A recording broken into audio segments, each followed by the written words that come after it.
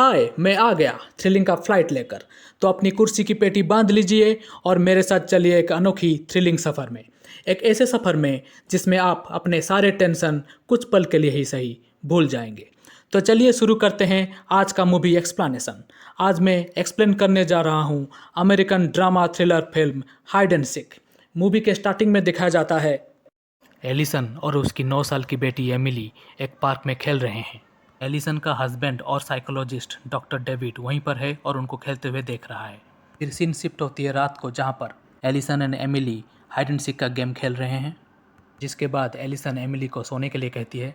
Allison किसी बात के लिए कुछ परेशान नजर आती है। डेविड उसको इस बारे में पूछता है तो वो मना कर देती है। एलिसन फिर नहाने चली जाती है। रात के करीब 2:06 पर डेविड की आंखें खुलती हैं और उसे एलिसन बेड पर नजर नहीं आती। वो उसे खोजते हुए बाथरूम जाता है और उसकी आंखें फटी की फटी रह जाती हैं। एलिसन ने अपना रिस्ट काट कर सुसाइड कर लिया है और एमिली दरवाजे के पास खड़ी होकर देख रही होती है कि डेविड एलिसन के बॉडी को पकड़ के रो रहा है। दिनों बाद हमें दिखाया जाता है कि एमिली एक बच्चों के हॉस्पिटल में है। वो डिप्रेस्ड है। डेविड डॉक्टर कैथरीन से बात कर रहा है कि उसकी कॉलीग और अच्छी दोस्त है। वो दोनों डिसाइड करते हैं कि एमिली और डेविड किसी गांव के शांत वातावरण में कुछ दिन के लिए रहें। कैथरीन एमिली के काफ़ी क्लोज है। वो एमिली को गले लगा के गुड बाय बोलती है। एमिली अपने बिल्ली को भी अपने साथ ले जाती है। डेविड और एमिली फाइनली अपने नए घर में पहुंच जाते हैं, जो कि एक घने जंगल और शांत वातावरण में बसा हुआ है। घर का ओनर और एक पुलिस ऑफिसर उनका स्वागत करते हैं। बातें कर रहे होते हैं कि एमिली कहीं गायब हो जाती है। वो उसे एक जंगल में पाते हैं जहाँ पर वो किसी चीज़ को देख रही होती है।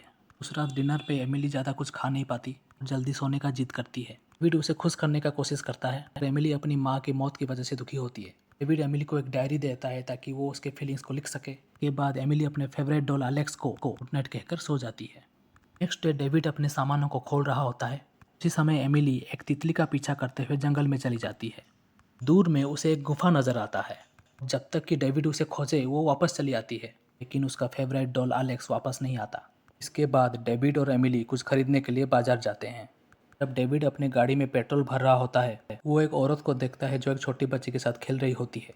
डेविड सोचता है कि वो छोटी बच्ची एमिली के साथ दोस्त बन सकती है, इसलिए वो उनसे इंट्रोड्यूस होता है। उस औरत का नाम एलिजाबेथ यंग है। डेविड उससे काफ़ी प्रभावित नजर आता है। डेविड उन्हें अपने घर पर कभी आने के लिए इन्वाइट करता है। रात डेविड एलेक्स को ना पाते हुए एमिली को उसके बारे में पूछता है। एमिली उसे कहती है कि वो अभी एलेक्स को पसंद नहीं करती। वो उससे कहती है कि उसे एलेक्स के बदले में एक नया दोस्त मिला है जिसका नाम चार्ली है। डेविड उसे चार्ली के बारे में पूछता है। एमिली डेविड को कहती है कि चार्ली को खुद के बारे में बात करना पसंद नहीं। डेविड कैथरीन को कॉल करके इस बारे में कहता है। दोनों सोचते हैं कि चार्ली एमिली का एक इमेजिनरी फ्रेंड है। अगले दिन डेविड को एलेक्स एक डस्टबिन में मिलता है जो घायल दिखाई पड़ता है। को डेविड एमिली से चार्ली के बारे में पूछता है। एमिली कहती है कि चार्ली एक अच्छा इंसान है, उसकी मम्मी की तरह। रात डेविड को एक नाइटमेयर आता है। ये नाइटमेयर बार बार आता है कि एक न्यू ईयर्स ईव पार्टी के बारे में है। इस रात एलिसन की डेथ हुई थी। नाइटमेयर की वजह से वो एग्जैक्टली 2:06 में उठता है। इस टाइम एलिसन की मौत हुई थी। कुछ आवाज़ सुनाई देती है। बाथरूम जाके देखता है तो वहाँ पर लिखा रहता है you let her die. Tub भरा हुआ रहता है। एमिली के क्रेयॉन्स बिखरे हुए रहते हैं। वो पीछे मुड़कर एमिली को देखता है। एमिली कहती है कि ये चार्ली है जिसने ये सब लिखा है। इसके अगले दिन एलिजाबेथ अपने नीस के साथ उनके घर आती है। बीड एमिली को एमी से इंट्रोड्यूस करवाता है। एमिली कुछ ज़्यादा खुश नहीं होती। जब वो दोनों खेल रहे होते हैं तो एमी अपना डॉल एमिली को देती है, लेकिन जब एमिली उसका डॉल रिटर्न करती है उसका फेस भी घायल रहता है एलेक्स की तरह। एमिली एमी को कहती है कि उसे यहाँ पर नहीं आना चाहिए था। डर के मारे वो भाग जाती है। डेविड एमिली को एमी के बारे में पूछता है। एमिली कहती है कि उसे नए दोस्त की ज़रूरत नहीं और उसका दोस्त चार्ली ही काफ़ी है। इसके बाद एमिली बाहर में खेल रही होती है। डेविड रसोई कर रहा होता है। वो देखता है कि एक आदमी एमिली के साथ बैठा है। तब वो बाहर जाता है तो देखता है कि वो उसका पड़ोसी है। उसका नाम स्टीवन है। उनका बातचीत कुछ अच्छा नहीं रहता, इसलिए वो एमिली को कहता है कि वो अनजान लोगों से दूर रहे। उस रात डेविड सुनता है कि एमिली हंस रही है, लेकिन जब वो चेक करता है तो एमिली अकेली होती है। डेविड पूछता है कि क्या यहाँ पर चार्ली है, तो एमिली कहती है कि चार्ली खिड़की से भाग गया। फिर एमिली से चार्ली के बारे में जानने की कोशिश करता है, लेकिन एमिली कहती है कि चार्ली डेविड को लाइक नहीं करता। डेविड ये सब बातें अपनी डायरी में लिख लेता है। बाद में हमें दिखाया जाता है कि एमिली चार्ली के साथ हाइड एंड सीक यानी छुपन छुपाई खेल रही है। वो अपने रूम से बाहर निकलकर उसको चारों ओर खोजती है। उसे एक सीक्रेट डोर मिलता है जो कि नीचे एक बेसमेंट की ओर जा रहा था। वो उसे खोजते हुए वहाँ पर जाती है। तभी लाइट्स बंद हो जाते हैं और वो चिल्लाती है। डेविड जल्दी ही उसके पास आ जाता है। उससे कहती है कि चार्ली अंधेरे में छुप गया था। उसके अगले दिन एलिजाबेथ डिनर के लिए आती है, लेकिन लगता है कि एमिली उसे पसंद नहीं करती। एलिजाबेथ उससे बात करने की कोशिश करती है और उसे कुछ किताबें पढ़ने को देती है, लेकिन एमिली सारी किताबें जमीन पर फेंक देती है। ये देखकर डेविड उसे अपने रूम में जाने को कहता है। एलिजाबेथ घबरा के वहाँ से चली जाती है। उस रात डेविड फिर से उसी टाइम 2:06 पर जाग जाता है। बाथरूम से उसे कुछ आवाज़ें सुनाई देती है। वहाँ जाके वो देखता है तो वहाँ पर लिखा रहता है, look what you have done. Tub गंदे पानी से भरा पड़ा है। जब डेविड उसे साफ करता है उसे कुछ महसूस होता है। उसे उस बिल्ली की लाश मिलती है जो उनके साथ रहती थी। गुस्सा के डेविड एमिली के रूम में जाता है, लेकिन एमिली फिर से यही कहती है कि यह सब चार्ली ने किया है। घबरा के वो बाथरूम साफ करने लगता है। अगले दिन एमिली डेविड को कुछ पिक्चर्स दिखाती है जो उसने चार्ली और उसकी मम्मी के किए हैं। डेविड एमिली को समझाता है कि चार्ली सच में एग्जिस्ट नहीं करता था, लेकिन एमिली चार्ली चार्ली चिल्लाती रहती है। उसी दिन कैथरीन उनके घर आती है। कैथरीन और एमिली एक दूसरे से बहुत प्यार करते हैं।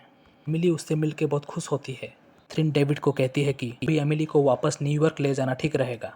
वो उससे कहता है कि वो इसके बारे में सोचेगा। जब कैथरीन चली जाती है तो डेविड एमिली के रूम में जाता है। वो देखता है कि एमिली ने कुछ पेंटिंग्स बनाए हैं, उसकी मम्मी के सुसाइड के बारे में है। इसके बाद एलिजाबेथ उनके घर दोबारा आती है, लेकिन डेविड ये जान नहीं पाता, इसलिए वो एमिली के रूम में डायरेक्टली चली जाती है। वो एमिली के साथ दोस्ती करने आती है, लेकिन एमिली उसे कहती है कि वो चार्ली के साथ हाइड एंड सीक खेल रही है और वो एक घर की तरफ इशारा करती है। एलिजाबेथ वहाँ देखती है इसे कोई जोर से धकेल देता है। खिड़की से बाहर नीचे गिर पड़ती है। घंटे बाद एक पुलिस ऑफिसर एलिजाबेथ के बारे में पूछने आता है। पुलिस डेविड को कहता है कि उसे एलिजाबेथ के कार के टुकड़े मिले हैं और उसके नीस ने कहा है कि वो यहाँ पर आई है, लेकिन डेविड को इसके बारे में कुछ नहीं पता होता। पुलिस फिर एमिली को इसके बारे में पूछता है, लेकिन वो उसको झूठ बोल देती है और कहती है कि उसने उसको नहीं देखा। जब पुलिस वहाँ से चली जाती है, डेविड को कुछ गलत महसूस होता है। उसको खिड़की टूटी हुई दिखती है। एमिली जोर जोर से रो रही है। वो डेविड को घड़ी दिखाती है। टाइम अभी वही 2:06 हुआ है। फिर बाथरूम जाता है। कैन यू सी नाउ ये लिखा हुआ रहता है। वो देखकर पूरा डर जाता है कि एलिजाबेथ की लाश बाथटब पर पड़ी हुई थी।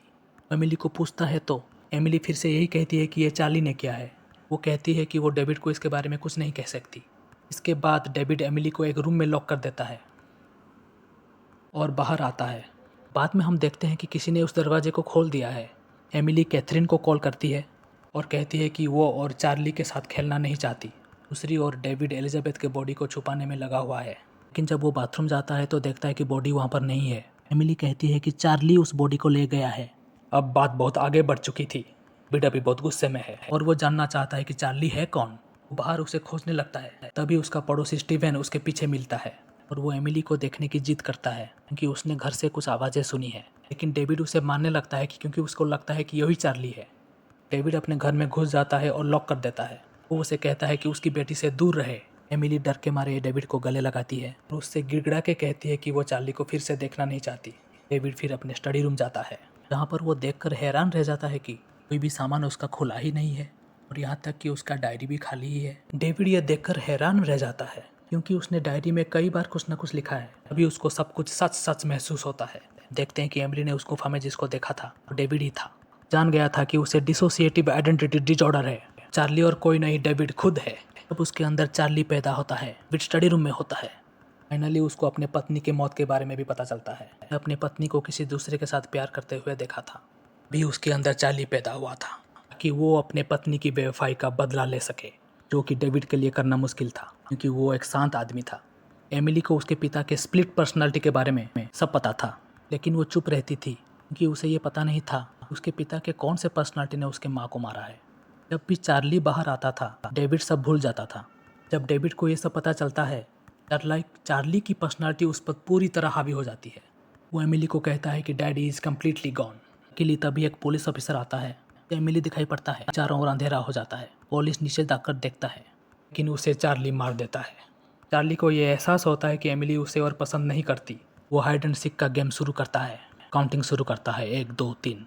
एमिली उसके रूम भाग जाती है। तभी वहाँ पर कैथरीन आ जाती है। अब वो एमिली के पास जाती है तो चार्ली उसे धकेल देता है। वो उसे वहाँ पर बंद कर देता है। वहाँ पर उसे पुलिस की डेड बॉडी मिलती है। दूसरी तरफ एमिली अपने आप को रूम में लॉक कर देती है। चार्ली दरवाज़ा तोड़ देता है, लेकिन एमिली ऑलरेडी खिड़की से बाहर चली जाती है और जंगल की तरफ भागती है। वो गुफा में छुप जाती है। कैथरीन एमिली को बचाने पुलिस की गन पकड़ लेती है। कैथरीन भी उस गुफा में पहुंच जाती है, लेकिन चार्ली ये प्रिटेंड करता है कि वो डेविड है और जब वो बंदूक नीचे कर देती है वो उस पर हमला कर देता है। तभी एमिली चार्ली को कैथरीन को मारने के लिए मना करता है।